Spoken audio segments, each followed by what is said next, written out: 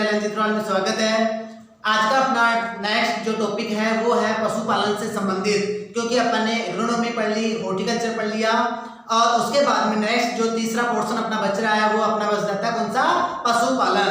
देखो पशुपालन पढ़ने से पहले मैं आपको एक चीज बताना चाहूंगा कि प्रेजेंट टाइम में एक ऐसा पीक टाइम है जेट वालों के लिए कि जो बहुत ही इम्पोर्टेंट है। तो सभी स्टूडेंट्सों से मेरा अनुरोध है कि वो बार बार जो भी अपने टॉपिक कंप्लीट हो चुके हैं उनको वीडियो को देखें और वीडियो को देख के उस चीज को समझें। और यदि कोई चीज समझ में नहीं आती है तो आप कमेंट्स के जरिए या व्हाट्सएप के जरिए मुझसे वो चीज पूछ सकते हो। दूसरी चीज, कई लोगों की भ्रांतियां अभी फैला रहे हैं कि 2 अगस्त का एग्जाम होगा या नहीं होगा। देखो एग्जाम्स 2 अगस्त का चांस है, तो आप 2 अगस्त को टारगेट करके क्या करना, आपको तैयारी करनी है। दूसरी चीज, आज यानी कल या परसों एक सोशल मीडिया पे वायरल कोई चीज हुई थी कि 26 तारीख को क्या हो जाएगा, यानी परमिशन लेटर जारी हो जाएगा। तो ऐसा कोई यानी ऑफिशियल न्यूज नहीं है।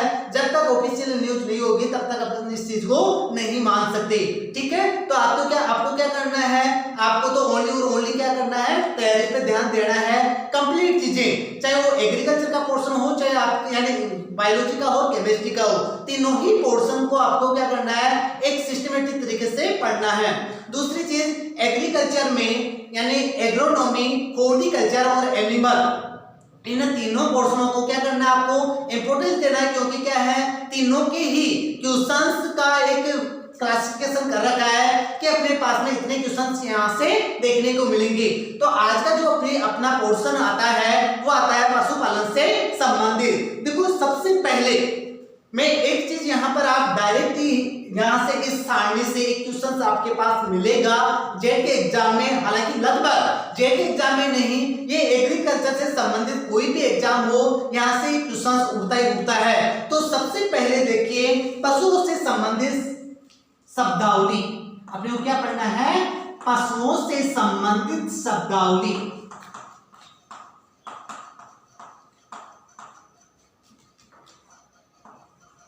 यहां से बहुत इंपोर्टेंट क्वेश्चंस बनते हैं। तो आपको जो भी शब्दावली मैं बता रहा हूं वो शब्दावली आपको क्या करना है, बहुत ही अच्छी तरीके से देखनी है। कोई भी चीज को आपको यहां से छोड़ना नहीं है, क्योंकि यहां तो ऐसे मान के चलिए 1 या 2 क्वेश्चंस आपको देखने को मिलेगा। तो देखो इसमें सबसे पहले अपने को क्या करना है, विशेषता देखनी है, यानी जो भी गाय भैंस भेड़ बकरी है उनकी अपने को विशेषताएं देखनी है, ठीक है। यानी यहां पर अपन ने लिख दिया विशेषताएं। इसके बाद में आप क्या करो, यहां पर डाल दीजिए अपने गाय, क्या डाल दिया अपने, गाय डाल दिया। इसके बाद में गाय के बाद में भैंस डाल दीजिए, गाय भैंस भेड़ बकरी, भेड़ बकरी। उसके बाद में डाल दीजिए मुर्गी और उसके बाद में डाल दीजिए सुअर। यानी अपने को इन 6 से संबंधित शब्दावली अपने को देखनी है, यानी गाय भैंस भेड़ बकरी मुर्गी और सुअर से संबंधित अपने को क्या करना है, शब्दावली देखनी है। विशेषताओं के अंतर्गत सबसे पहले जो विशेषता आती है वो आता है समूह, यानी गाय भैंस भेड़ बकरी मुर्गी और सुअर का समूह क्या कहलाता है, ये चीज आपको देखनी है, ठीक है। तो देखो जो गाय है उस गाय का यानी 3, 4, 5 गाय होगी, उनका जो समूह है वो क्या कहलाएगा, हर्ड कहलाएगा। इसी प्रकार भैंस का जो समूह होगा वो क्या कहलाएगा, हर्ड कहलाएगा। नेक्स्ट आता है भेड़, भेड़ का जो समूह होगा वो क्या कहलाएगा, फ्लॉक, क्या कहलाएगा, फ्लॉक। बकरी का समूह क्या कहलाएगा, फ्लॉक। मुर्गी का समूह क्या कहलाएगा, फ्लॉक। और उसके बाद में वापस अपन सुअर पे चलते हैं, तो सुअर का जो अपने पास में क्या आता है, समूह है, वो समूह क्या कहलाता है, हर्ड कहलाता है। यानी गाय हर्ड, भैंस हर्ड, सुअर हर्ड, भेड़ बकरी और मुर्गी तीनों का समूह क्या कहला रहा है, फ्लॉक कहला रहा है, ठीक है। आगे समझ में चलो। इसके बाद में इसकी दूसरी अपन विशेषता पढ़ेंगे, वो दूसरी विशेषता अपने पास में क्या आ जाती है, प्रौढ़ नर। दूसरी विशेषता अपने पास में क्या आ जाती है, प्रौढ़ नर आ जाता है। तो देखो यानी जो गाय और भैंस है, इस गाय और भैंस का जो प्रौढ़ नर होता है वो क्या कहलाता है, बुल कहलाता है। क्या कहलाता है, बुल कहलाता है।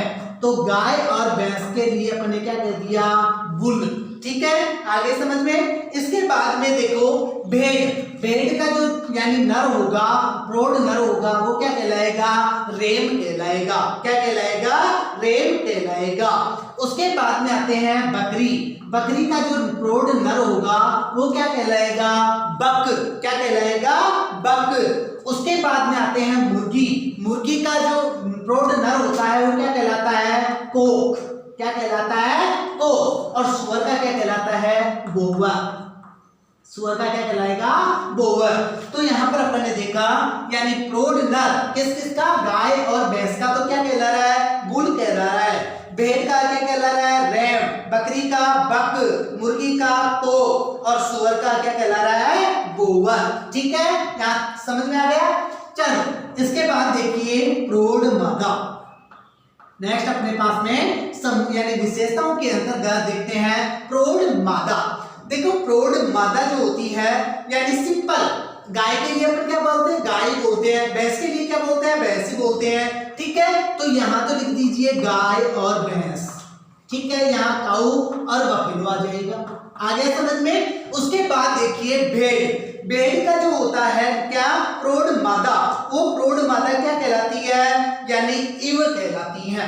क्या कहलाती है, इव कहलाती है। बकरी का कहलाती है डोई, बकरी का क्या कहलाती है, डोई, D-O-V, सॉरी D-O-E, डोई। ठीक है, इसके बाद में आ जाते हैं अपन मुर्गी। मुर्गी का जो प्रौढ़ मादा होगी वो क्या कहलाएगी, हैन। क्या कहलाती है, हैन। अरे सिंपल भाषा में पर मुर्गी तो बोलते हैं, तो वहां पर अपने पास में क्या आ गया, हैन। और उसके बाद में सुअर के लिए अपन बोलते हैं सो। सुअर के लिए क्या बोलते हैं, सो बोलते हैं। तो यहाँ पर देखिए गाय भैंस, इसमें कोई दिक्कत नहीं है। यहाँ पर अब यहाँ पर मैं चार यानी चीजें आपको अंडरलाइन कर रहा हूं। यहाँ पर यानी एक ब्रैकेट में इसको डाल दिया मैंने, रैम, बक, इव और डोई। ये चारों ही चीजें बहुत इंपॉर्टेंट है आपकी लाइफ के लिए, क्योंकि हर चीज आपको याद हो सकती है। यहाँ आप हमेशा कंफ्यूजन रहते हो। तो भेड़ का जो नर होगा यानी प्रौढ़ नर वो रैम कहलाएगा। भेड़ की जो प्रौढ़ मादा होगी वो इव कहलाएगी। बकरी का जो प्रौढ़ मादा यानी नर होगा बक कहलाएगा। और बकरी की जो प्रौढ़ मादा होगी वो क्या कहलाएगी, डोई कहलाएगी। ठीक है, चलो इसके बाद देखते हैं नवजात। नवजात का मतलब जिसने अभी अभी जन्म लिया है वो क्या कहलाता है, नवजात कहलाता है।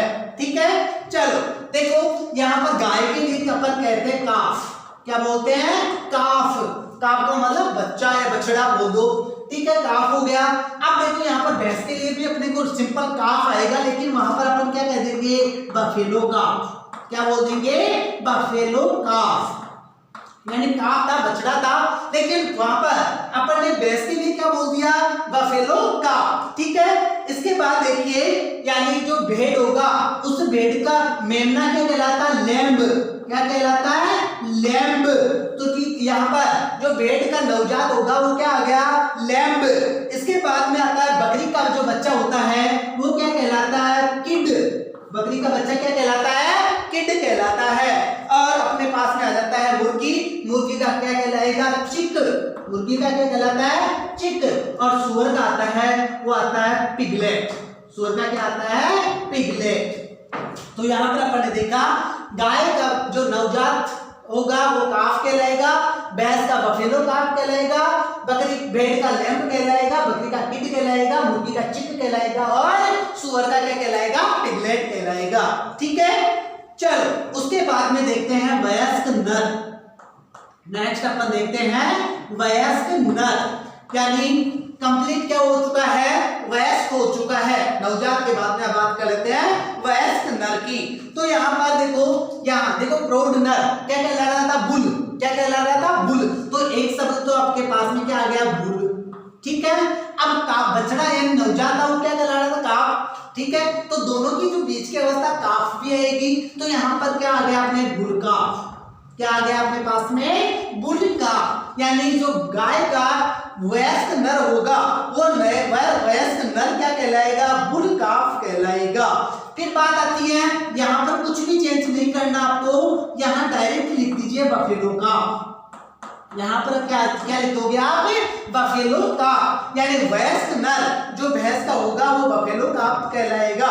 फिर आता है यानी देखो यहाँ पर लैम्ब है, कुछ नहीं करना है, यहाँ लिख दीजिए नर लैम्ब। क्या लिख दोगे, नर लैम्ब। इसी प्रकार यहाँ पर बकरी के लिए क्या लिख दोगे, यानी नर किड। क्या लिख दोगे, नर किड, यानी अपने पास में वयस्क नर होगा, वो किड था तो नर किड हो गया। ठीक है। फिर बात आती है मुर्गी। मुर्गी के लिए क्या आता है, कॉकरेज। मुर्गी के लिए क्या आता है, कॉकरेज। बहुत इंपॉर्टेंट चीज है यहाँ पर मुर्गी के लिए भी, क्योंकि नेक्स्ट जो मादा आएगी वो पुलेट या फटोर कहलाएगी। क्या कहलाएगी, पुलेट या फटोर कहलाएगी। इस वजह से बहुत इंपॉर्टेंट चीज है। यहाँ पर अपन ने मुर्गी के लिए क्या पढ़ा, कॉकरेज। और उसके बाद में सुअर का अपन पढ़ते हैं बोवर लीग। सुअर का क्या पढ़ते हैं, बोवर लीग। अब देखो यहाँ पर एक चीज अपने पास में आ रहा है, बोवर।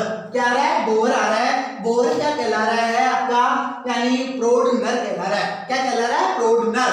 तो आपके जो वयस्क नर होगा वो वयस्क नर क्या कहलाएगा, यानी बोवर लीग कहलाएगा। ठीक है। चलो उसके बाद देखते हैं वयस्क मादा। नेक्स्ट अपन क्या देख रहे हैं, वयस्क मादा, यानी जो गाय की वयस्क मादा होगी वो वयस्क मादा क्या कहलाएगी। तो देखो ध्यान रखना, जो वयस्क होता है यानी प्रजनन योग्य होता है, यानी पहली बार जो प्रजनन योग्य होती है वो कहलाती है हीपर। क्या कहलाती है, हीपर कहलाती है। तो यहाँ पर वयस्क जो मादा होगी वो क्या कहला रही है, हीपर काफ। हीपर काफ। ठीक है, आ गया समझ में। यानी वयस्क जो मादा हुई वो वयस्क मादा क्या कहला रही है, हीपर का। कुछ भी नहीं करना, भैंस के लिए भी वही शब्द लिख दो, हीपर काफ। भैंस के लिए भी अपने पास में शब्द क्या आ जाएगा, हीपर काफ शब्द ही आ जाएगा। यानी गाय और भैंस के लिए आपको कोई दिक्कत नहीं होगी, हीपर काफ लिख दिया। इसके बाद में आपको भेड़ और बकरी में फिर टेंशन नहीं है। टेंशन क्यों नहीं है, यहाँ लिख दीजिए मादा लैम्ब। क्या लिख दीजिए, मादा लैम्ब। और उसके बाद में यहाँ पे टेंशन नहीं है, यहाँ आप लिख दीजिए मादा किड। यहाँ पर क्या आ जाएगा, मादा किड, यानी नर लैम्ब वयस्क नर, नर किड वयस्क नर किसका, बकरी का।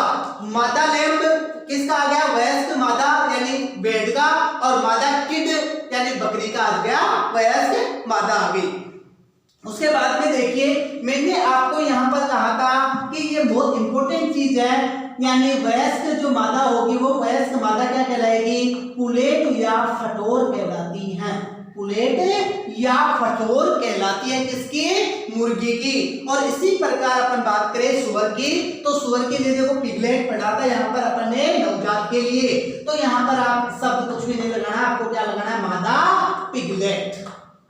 क्या शब्द लगा दिया, मादा पिगलेट शब्द अपन ने लगा दिया। यहां तक कोई दिक्कत, कोई भी दिक्कत हो आप मेरे से पूछ सकते हो।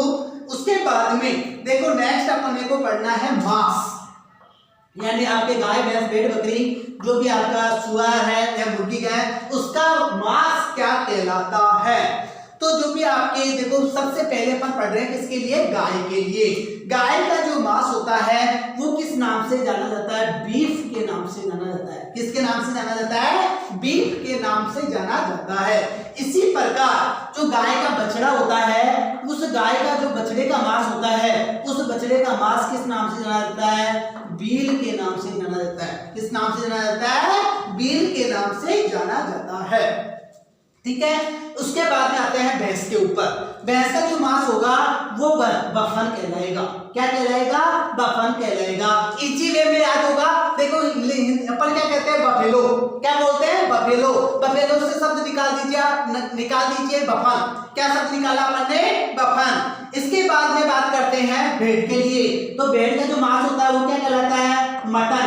भेड़ का मांस क्या कहलाता है, मटन। मुर्गी का मांस बकरी का मांस क्या कहलाता है, चेवन। बकरी का मांस क्या कहलाएगा, चेवन। मुर्गी का मांस क्या कहलाएगा, चिकन। मुर्गी का मांस क्या कहलाएगा, चिकन। और सुअर का मांस क्या कहलाता है, पोर्क। सुअर का मांस क्या कहलाएगा, पोर्क। तो यानी बीफ, बफन, मटन, चेवन, चिकन और पोर्क। ठीक है। बहुत इंपोर्टेंट सुपरवाइजर 2015 का क्वेश्चन यहाँ से निकला था। यानी किसका पूछा था, शायद बकरी के लिए पूछा था कि बकरी का मांस क्या कहलाता है, तो बकरी का मांस क्या कहलाएगा, चेवन कहलाएगा। ठीक है। अब यहाँ पर एक चीज आपको और याद रखनी है, यानी सुअर का नमकीन मांस क्या कहलाता है। क्वेश्चन बहुत इंपॉर्टेंट है। सुअर का नमकीन मांस क्या कहलाता है, तो सुअर का जो नमकीन मांस होता है वो बेकन के नाम से जाना जाता है।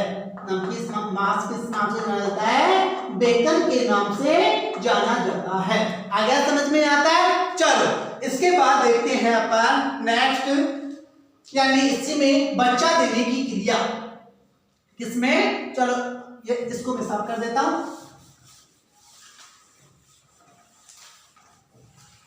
नेक्स्ट जो क्रिया देख रहे हैं, विशेषता देख रहे हैं, वो देख रहे हैं बच्चा देने की क्रिया।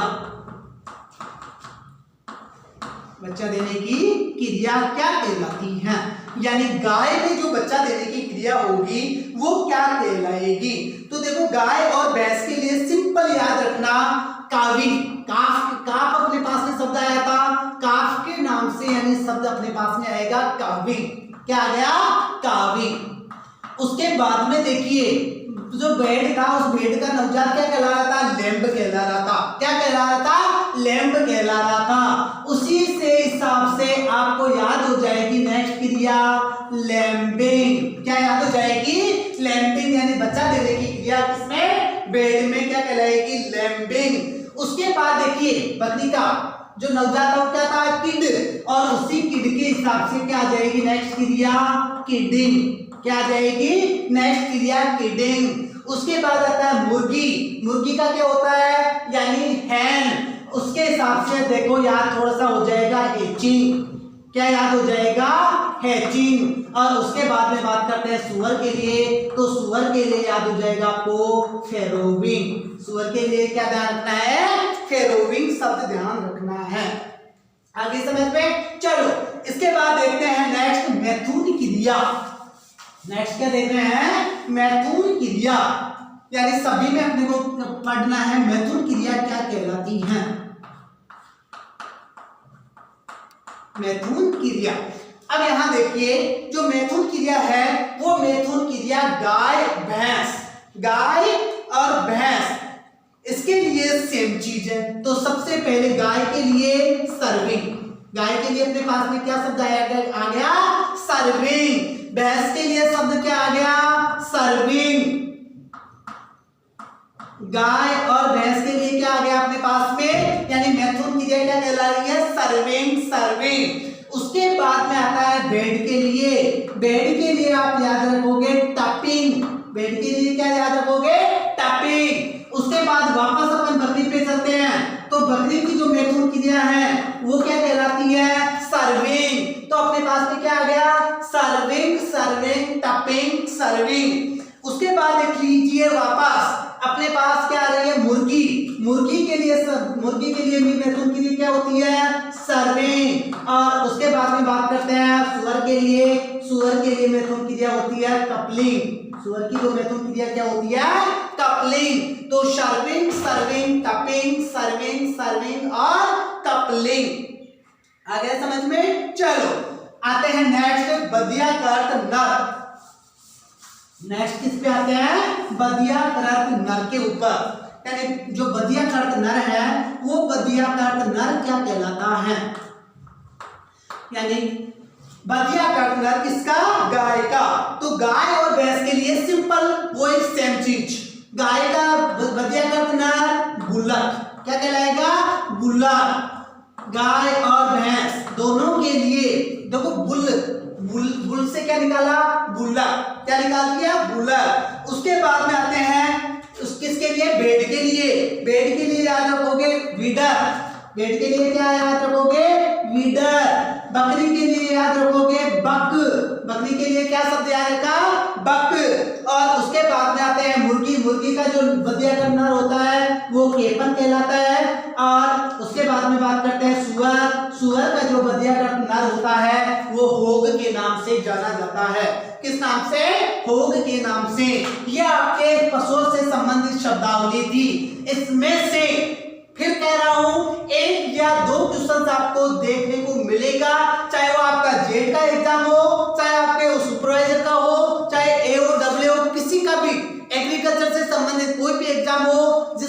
पशुपालन आएगी उसमें यहाँ से 1 या 2 क्वेश्चन देखने को मिलेंगे। ठीक है, चलो इतना समझ में आ गया। इसके बाद में देखते हैं नेक्स्ट, देखिए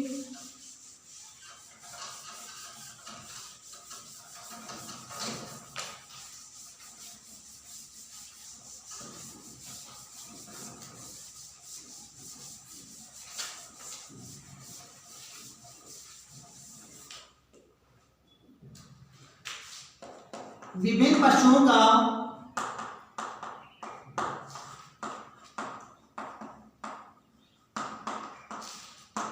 शारीरिक तापमान और गर्भकाल।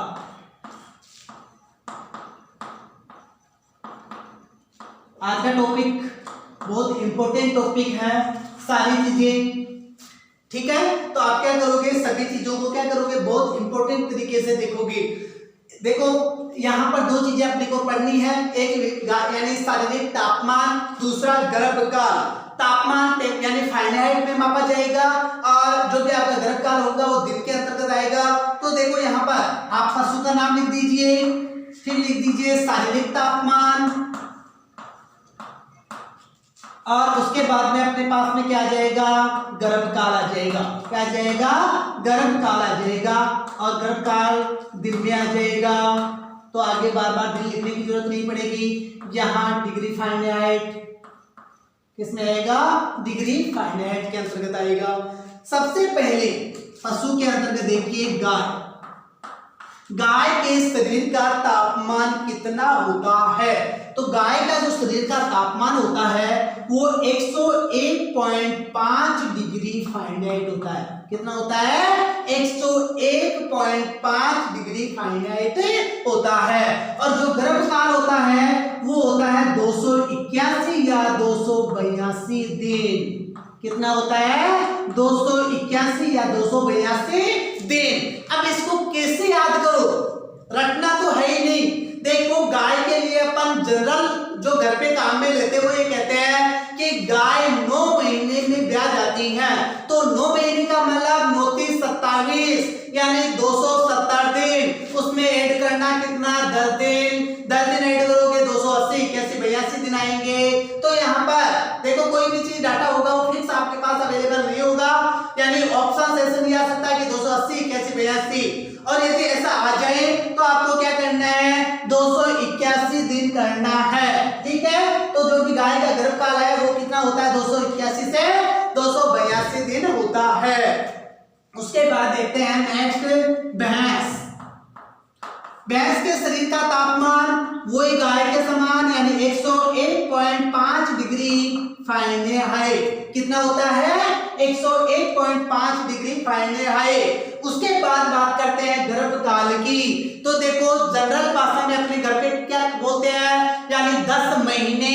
10 महीने का मतलब 300 दिन। 300 में क्या करोगे, 10 दिन ऐड करोगे और कितने आ जाते हैं, 310 दिन आ जाते हैं। कितने दिन आ जाते हैं, 310 दिन। अब वो 308 भी आपके ऑप्शन आ सकता है, 309 भी आ सकता है, 310 भी आ सकता है। 8 भी सही है, 9 भी सही है, 10 भी सही है, यानी कोई सा भी तीनों में से ऑप्शन आए वो ही आपको क्या करना है, चूज करना है। ठीक है, चलो इसके बाद देखते हैं नेक्स्ट, भेड़। भेड़ का जो शरीर का तापमान होता है वो शरीर का तापमान होता है 102 डिग्री फारेनहाइट। कितना होता है, 102 डिग्री फारेनहाइट टेम्परेचर होता है। और जो भेड़ का गर्भकाल होता है वो होता है 148 दिन। नॉर्मल अपन क्या कहते हैं, 5 महीने। और 5 महीने का मतलब 5 की 15 150 दिन। 150 में क्या करोगे, घटाओगे थोड़ा सा, यानी 148 दिन क्या कर दोगे, भेड़ का गर्भकाल कर दोगे। ठीक है, चलो उसके बाद देखते हैं नेक्स्ट, बकरी। नेक्स्ट अपने को क्या देखना है, बकरी। बकरी का जो शरीर तापमान होता है वो भेड़ से थोड़ा सा ज्यादा, थोड़ा का मतलब 102.5 डिग्री फारेनहाइट। कितना होता है, 102.5 डिग्री फारेनहाइट। वही 5 महीने, 5 का मतलब 5 की 15 यानी 150 दिन। 150 में क्या करोगे, बढ़ा दोगे, कितना कितना, एक दिन कितना आ जाएगा, 151 दिन आ गया। क्या आ गया, 151 दिन। तो बकरी का गर्भकाल कितना होता है, 151 दिन होता है। ठीक है, चलो नेक्स्ट देखते हैं ऊंट। क्या देखते हैं, ऊंट। ऊंट का जो शरीर का तापमान होता है वो होता है 99.5 डिग्री फारेनहाइट। कितना होता है, 99.5 डिग्री फारेनहाइट। अब क्या करना है, यहाँ पर जो ऊंट है उस ऊंट में 100 दिन बढ़ा के चलना। किससे, भैंस से। भैंस का मतलब 100 दिन बढ़ा हो गया, 310 दिन होते हैं। यहाँ पर आपको क्या करना है, 390 से लेके 410 दिन करना है। कितना करना है, 390 से लेके 410 दिन करना है। इसके लिए, ऊंट के लिए। फिर बात आती है मुर्गी। नेक्स्ट अपने को देखना है मुर्गी। मुर्गी का शरीर तापमान सबसे ज्यादा होता है। जितने भी पशु आपके पास में आए उनमें सबसे ज्यादा तापमान किसका होता है, मुर्गी का ही होता है। कितना होता है, 106 डिग्री फारेनहाइट। कितना हुआ, 106 डिग्री फारेनहाइट। और जो गर्भकाल होता है वो कितना होता है, 21 दिन। यानी अंडे से चूजा कितने दिन में निकल जाता है, 21 दिन में। तो यहाँ पर गर्भकाल कितना हो जाएगा, 21 दिन हो जाएगा। और उसके बाद देखते हैं अपन सुअर। नेक्स्ट क्या देख रहे हैं, सुअर। सुअर का शरीर तापमान होता है बैल के समान, उसके सॉरी बकरी के समान, यानी 102.5 डिग्री फारेनहाइट। कितना हो गया, 102.5 डिग्री फारेनहाइट। और जो गर्भकाल होता है वो कितना होता है, 114 दिन। आ गया समझ में, इतनी चीज समझ में आ गई। एक तरफ शारीरिक तापमान देगा, दूसरी तरफ गर्भकाल देगा। बहुत इंपॉर्टेंट चीजें हैं। सारी चीजों के ऊपर आपको क्या करना है, फोकस डालना है। ऐसी कोई भी चीज आपको छोड़नी नहीं है कि आपके पास में सुअर तो सिलेबस में नहीं है, ध्यान नहीं रखना है। यहाँ इंपॉर्टेंट है, क्या करना है, यहाँ बहुत इंपॉर्टेंट है। इस वजह से आप क्या करोगे, इसको ध्यान रखोगे। अब देखो, आप क्या कर रहे हो, टेम्परेचर माप रहे हो। तो टेम्परेचर कैसे मापना है, टेम्परेचर मापने के लिए अपन क्या करें, तो टेम्परेचर मापने के लिए जो पशु की गुदा होती है, पशु की क्या होती है, गुदा, उसमें आपके जो थर्मामीटर है, भाई थर्मामीटर कहाँ में लेते हो, डॉक्टरी थर्मामीटर। उस डॉक्टरी थर्मामीटर को 1 मिनट रख देते हैं। तो यहां बता दीजिए आप, डॉक्टरी थर्मामीटर को 1 मिनट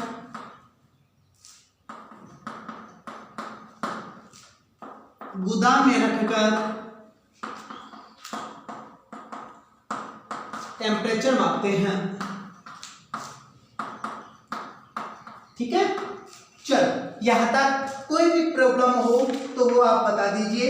उसके बाद देखिए नेक्स्ट अपने को देखना है, एक होता है मध्यकाल, एक होता है मध्यचक्र। ठीक है, और एक शब्द पढ़ेंगे यौवनारंभ। मध्यचक्र, मध्यकाल व यौवनारंभ। देखो, यौवनारंभ का मतलब होता है यानी पशु पहली बार प्रजनन योग्य कब हो जाता है, प्रजनन योग्य कितनी उम्र में हो जाता है, वो तो होता है यौवनारंभ। क्या होता है, यौवनारंभ। तो यहां देखिए, विभिन्न पशुओं से संबंधित मध्यकाल, मध्यचक्र व यौवनारंभ, ये चीजें पढ़नी है। यानी एक पढ़ना है मध्यकाल, एक पढ़ना है मध्यचक्र और एक पढ़ना है यौवनारंभ। ठीक है, चलो यहां तो डाल दीजिए पशु का नाम, यहां डाल दीजिए मध्यचक्र। एक बार समझाऊंगा तो क्या क्या होती है इस मध्यचक्र और मध्यकाल की क्या होता है। यहां डाल दीजिए मध्यचक्र और यहां डाल दीजिए यौवनारंभ। आ गया समझ, चलो यहां देखिए मध्यकाल। मध्यकाल का मतलब होता है कि पशु मध्य के लक्षण कितने दिन बाद पुनः प्रकट करता है। यानी एक बार गर्मी में आ गया पशु, उसके बाद में दोबारा कितने दिन बाद में आएगा, यानी मध्य के लक्षण दोबारा कितने दिन बाद में प्रकट करेगा, वो क्या कहलाता है, मध्यकाल कहलाता है। क्या कहलाता है, मध्यकाल कहलाता है। सॉरी गलत बोल दिया, यानी यहां ध्यान रखना है मध्य का, पहली चीज इसको देखो, मध्य चक्र कितने दिन बाद में दोबारा मध्य में आता है, उसको अपन ने क्या कहा, मध्य चक्र। क्या कहा, मध्य चक्र। दूसरी चीज मध्यकाल। मध्यकाल का मतलब होता है गर्मी में आने के बाद में वो कितने समय तक मध्य में रहता है, मध्य में आने के बाद में कितने समय तक मध्य में रहता है, गर्मी में रहता है, हीट में रहता है, उसको कहा जाता है मध्यकाल। और उसके बाद में आता है यौवनारंभ, यानी पशु पहली बार प्रजनन योग्य कितनी उम्र में होता है, वो होता है आपका यौवनारंभ। आ गया समझ में। चलो अब देखिए यहाँ पर अपन देखते हैं सबसे पहले अपने पास में गाय। कौन सा यानी पशु देखना है, गाय। तो इसको थोड़ा सा एक पहले मध्य चक्र लिख लीजिए, दोबारा मध्य काल लिख लीजिए, ताकि आपके समझ में चलता रहे सारी चीज। मध्य चक्र दिन, ठीक है, मध्यकाल घंटे। जो मध्यकाल होगा वो मध्यकाल किसमें होगा, घंटे में होगा। वैसे सिंपल सी बात है, ऐसा तो है नहीं कि वो दिन में रहेगा, यानी क्या होगा, घंटों में मध्यकाल होता है, मध्य चक्र दिन में होता है, यौवनारंभ वर्ष में होगा। ठीक है, तो यहाँ देखिए सबसे पहले गाय के लिए, गाय का जो मध्य चक्र होता है वो कितने दिन का होता है, 21 दिन का होता है। कितने दिन का होता है, 21 दिन का होता है। यानी जो भी गाय होती है वो 21 दिन बाद में पुनः क्या होती है, मध्य लक्षण प्रकट करती हैं। आ गया समझ में। चलो उसके बाद आते हैं अपन मध्यकाल पे। तो गाय का जो मध्यकाल होता है वो होता है 18 से 24 घंटे। कितने होता है, 18 से 24 घंटे। यानी मध्य में आने के बाद में वो 18 से 24 घंटे तक मध्य में रहेगी। और उसके बाद देखते हैं यौवनारंभ। देखो आपके एक तो संकर गाय देखते हैं, उसकी यौवनारंभ आयु होती है वो होती है 18 माह। कितनी होती है, 18 माह है। और जो देसी गाय है उस देसी गाय की यौवनारंभ आयु होती है 24 माह। आ गया समझ में। यानी संकर गाय उसकी यौवनारंभ आयु 18 माह है और देसी गाय की यौवनारंभ आयु 24 माह है। अब 24 से 30 माह भी बता सकते हो ये चीज, ठीक है, 24 से 30 माह है। उसके बाद देखते हैं अपन भैंस। नेक्स्ट जो आपका पशु आता है उस पे आ जाता है आपका भैंस। भैंस का जो मध्य चक्र होगा वो सेम होगा, यानी कितने दिन का, 21 दिन का। तो गाय और भैंस का मध्य चक्र याद हो जाएगा, कितने दिन का, 21 दिन का। अब बात करते हैं मध्यकाल। तो जो भैंस है इस भैंस का मध्यकाल होता है 12 से 36 घंटे। कितना होता है, 12 से 36 घंटे। यानी एक बार मध्य में आने के बाद में वो 12 से 36 घंटे तक क्या रहेगी, मध्य में रहेगी। और जो यौवनारंभ आयु होती है वो होती है 30 से 42 माह। कितनी होती है, 30 से 42 माह यौवनारंभ आयु होती है। ठीक है, चलो उसके बाद देखते हैं नेक्स्ट भेड़। नेक्स्ट पशु का नाम अपने पास में क्या आता है, भेड़। जो भेड़ का मध्य चक्र होता है वो होता है 16.5 दिन। यानी आप कहोगे 17 दिन।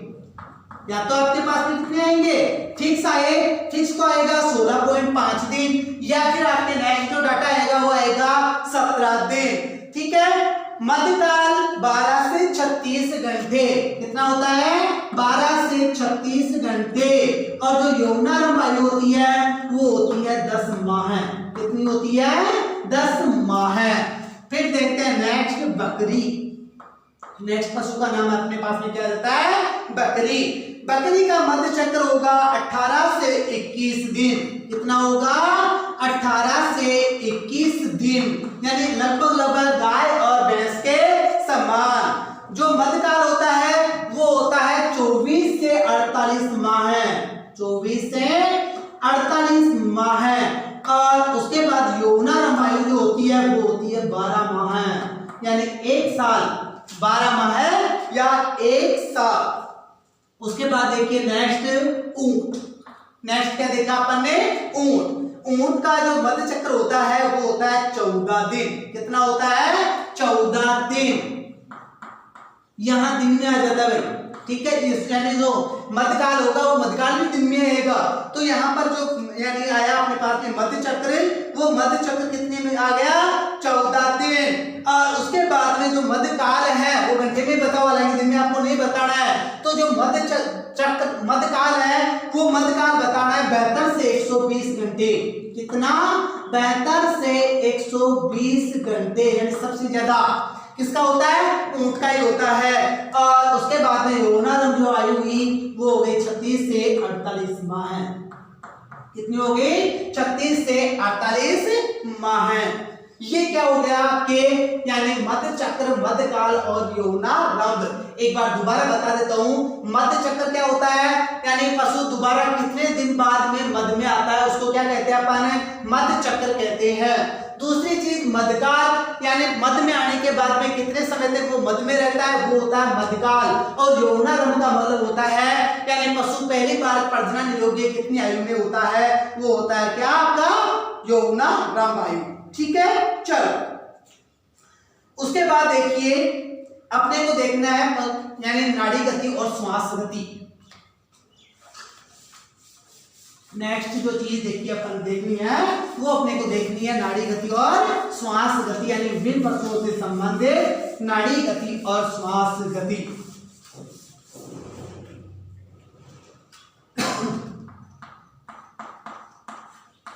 नाड़ी गति और वह श्वास गति, यानी कितनी बार उसकी नाड़ी धड़केगी और कितनी वो मिनट में, 1 मिनट में सांस लेगा और छोड़ेगा, वो होती है आपकी श्वास गति। यहां लिख दीजिए पशु का नाम। क्या आ गया अपने पास में? पशु का नाम। यहां क्या आ जाएगी? नाड़ी गति। और इधर लिख दीजिए आप श्वास गति,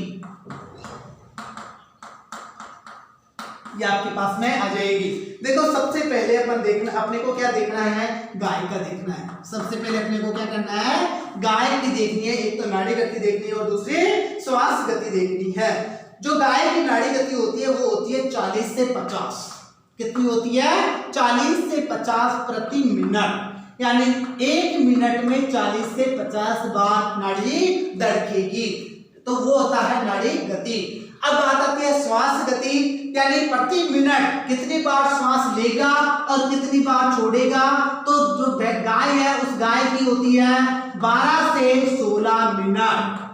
कितनी होती है? 12 से 16 प्रति मिनट, यानी वो प्रति मिनट 12 से 16 बार श्वास लेगा और छोड़ेगा। उसके बाद देखिए नेक्स्ट भैंस। नेक्स्ट अपने को क्या देखना है? भैंस की नाड़ी गति और श्वास गति देखनी है। नाड़ी गति सेम है 40 से 50, कुछ भी चेंजेस नहीं करना भाई, यानी गाय और भैंस की नाड़ी गति 40 से 50। बात करते हैं श्वास गति की, तो श्वास गति होती है 14 से 18। कितनी होती है? 14 से 18 प्रति मिनट। उसके बाद आते हैं भेड़ के ऊपर। नेक्स्ट पशु का नाम आता है भेड़। देखो भेड़ की जो नाड़ी गति है वो नाड़ी गति होती है 70 से 80। कितनी होती है? 70 से 80। और श्वास गति होती है 12 से 22। श्वास गति कितनी होती है? 12 से 22 प्रति मिनट। फिर देखते हैं बकरी। नेक्स्ट अपने पास में आ जाता है बकरी। बकरी की नाड़ी गति कोई चेंजेस नहीं करना है, भेड़ के समान, यानी 70 से 80। और श्वास गति में थोड़ा सा चेंजेस करना है, यानी यहाँ 12 से 22 थी, यहाँ पर आपको 14 से 22 करनी है। आ गया समझ में? चलो देखो अब बात कर लेते हैं अपन नाड़ी गति किस प्रकार मापते हैं, कौन से धमनी से मापते हैं। तो आपको बताना, गाय भैंस में नाड़ी गति कॉक्सिजियल धमनी के द्वारा मापते हैं। गाय और भैंस में किस धमनी के द्वारा मापते हैं? कॉक्सिजियल धमनी के द्वारा मापते हैं।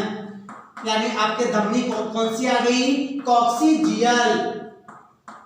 इसी प्रकार अपन बात करें भेड़ बकरी में। नेक्स्ट अपने को क्या करना है? भेड़ बकरी में ध्यान रखना है। तो भेड़ बकरी के लिए याद रखना फेमोरल धमनी।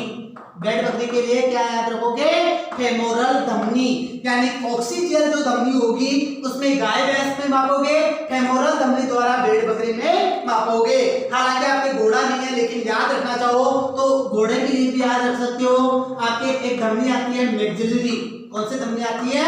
मैक्सिलरी। उस मैक्सिलरी धमनी के द्वारा घोड़ा जो होता है उस घोड़े की क्या करते हैं अपन? नाड़ी गति मापते हैं। ठीक है, चलो ये तो आपके नाड़ी गति से संबंधित चीज आ गई। अब अपन श्वास गति अपने को मापना है। श्वास गति कैसे मापे? श्वास गति अपन कैसे मापे? तो देखो दो विधियों के द्वारा, दो तरीकों से अपन श्वास गति माप सकते हैं। कौन से कितने विधियों के द्वारा?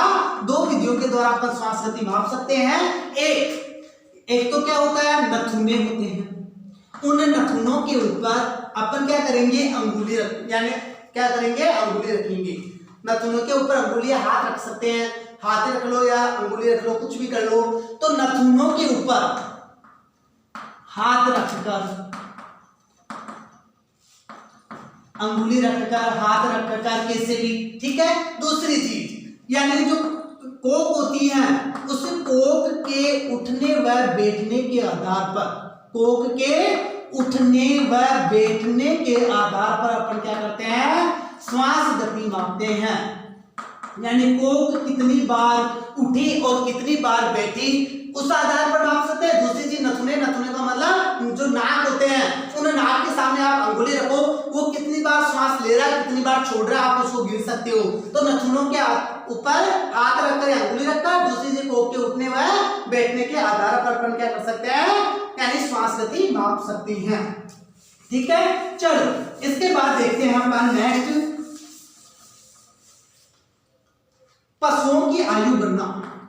नेक्स्ट अपने को देखना है पशुओं की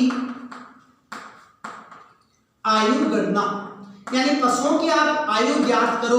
वो आयु ज्ञात किस प्रकार आपको करनी है?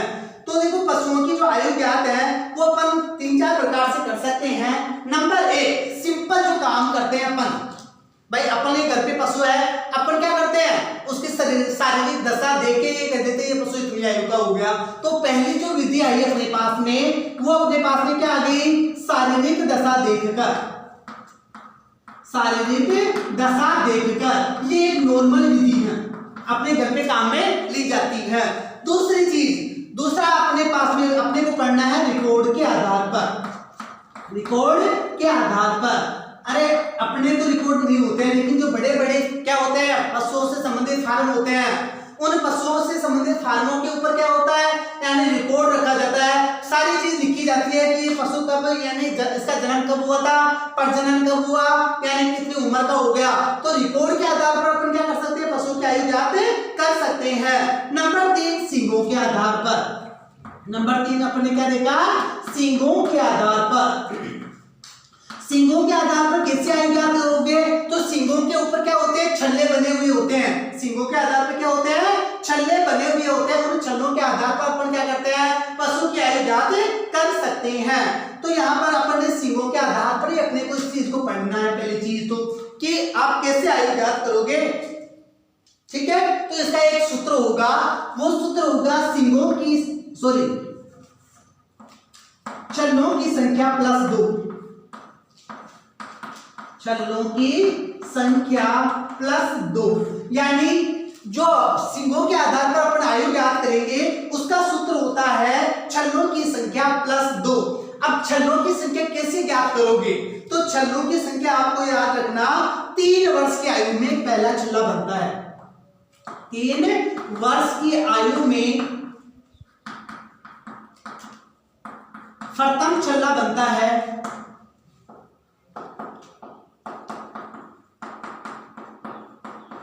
उसके बाद, उसके प्रत्येक वर्ष बाद या उसके बाद प्रत्येक वर्ष एक एक छल्ला बनता जाता है। यानी 3 वर्ष में तो पहला छल्ला बना, कितनी आयु में बना, पहला छल्ला 3 वर्ष की आयु में बना। उसके बाद में प्रत्येक वर्ष एक एक छल्ला बनता चला जाएगा। तो यहाँ पर देखिए सींगों की, छल्लों की संख्या प्लस 2, कितना आ गया, छल्लों की संख्या प्लस 2।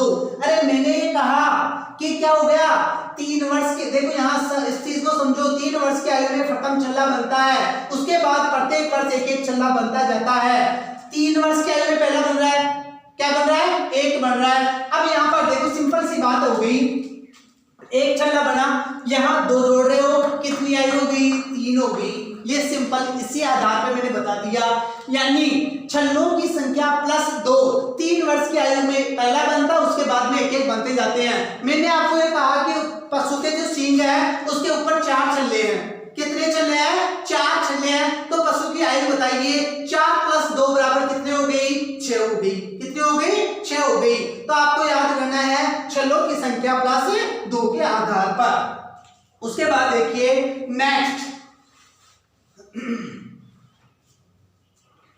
नेक्स्ट अपने को देखना है नंबर 4 दांतों के आधार पर। नेक्स्ट नंबर 4 पे अपने क्या देखा? दांतों के आधार पर।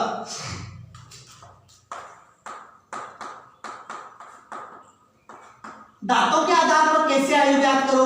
तो दांतों के आधार पर आपको क्या करना है, यानी एक दंत सूत्र याद रखना है। क्या याद रखना है? एक दंत सूत्र याद रखना है।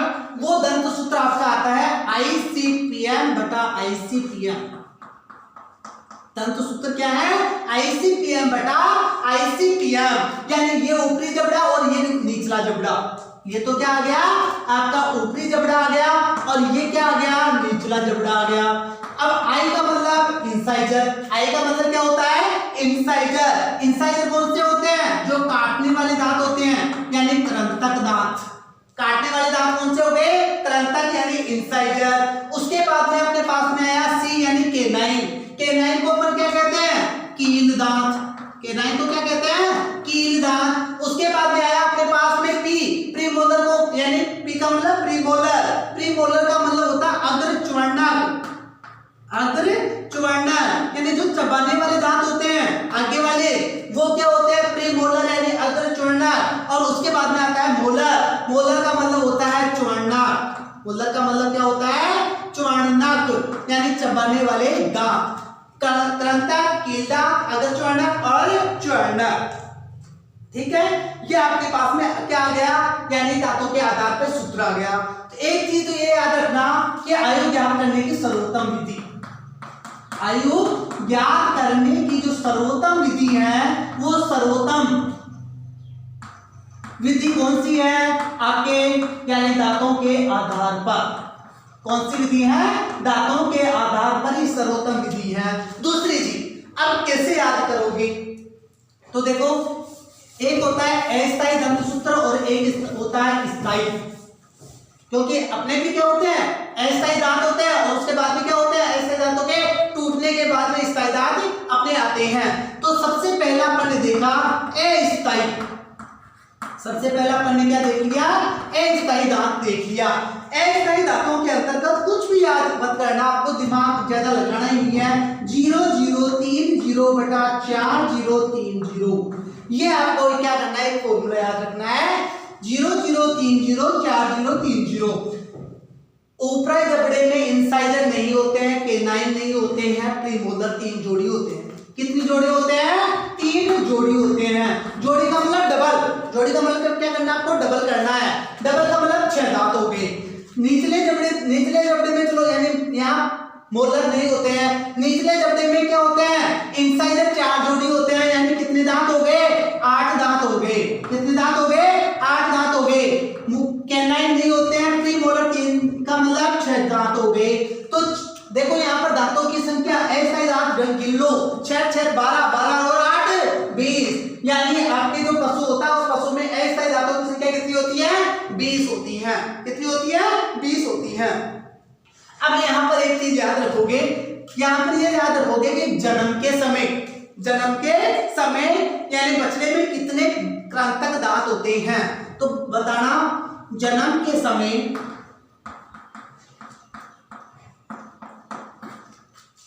2 कृंतक,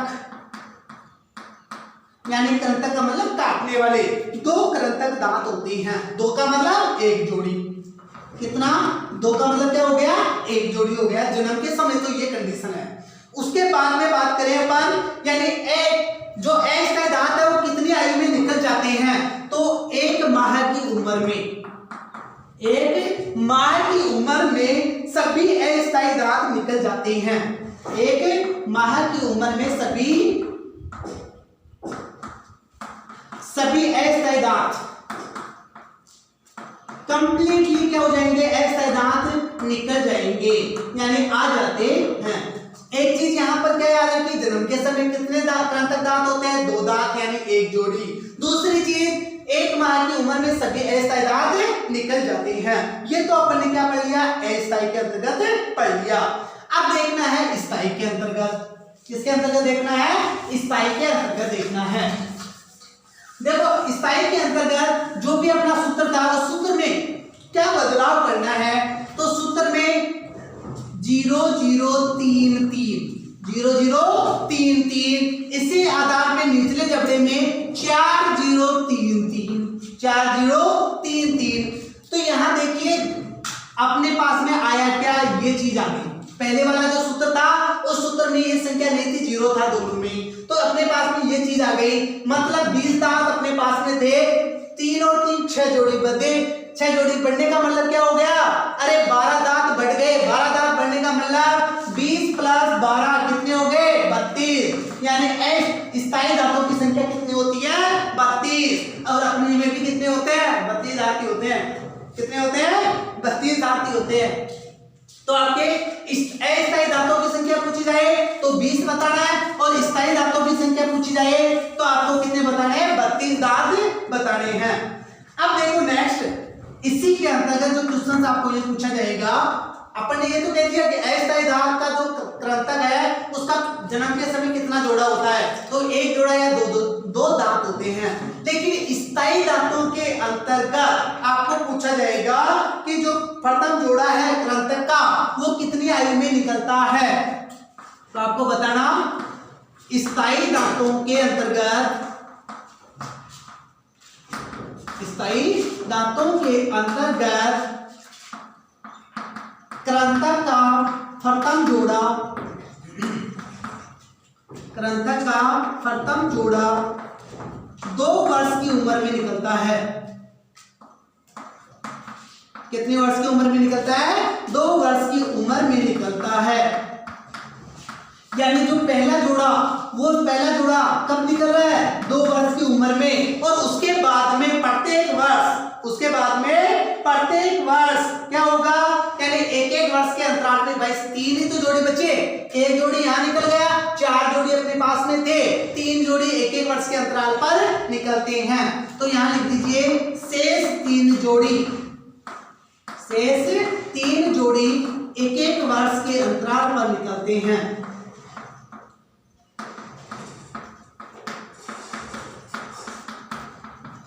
एक वर्ष के अंतराल पर निकल जाएंगे। ठीक है, ये तो कौन से दांत आ गए, कृंतक दांत आ गए। अब बात कर ले चौवर्णक दांतों की। कौन से की बात कर ले, चौवर्णक दांतों का जो पहला जोड़ा है वो पहला जोड़ा कब निकलता है, भाई चौवर्णक कितने थे, 3 जोड़ी। तो 3 तो ये थे, 3 निचले जबड़े में थे, 6 जोड़ी अपने पास में थे। तो यहां बताना है चौवर्णक दांतों का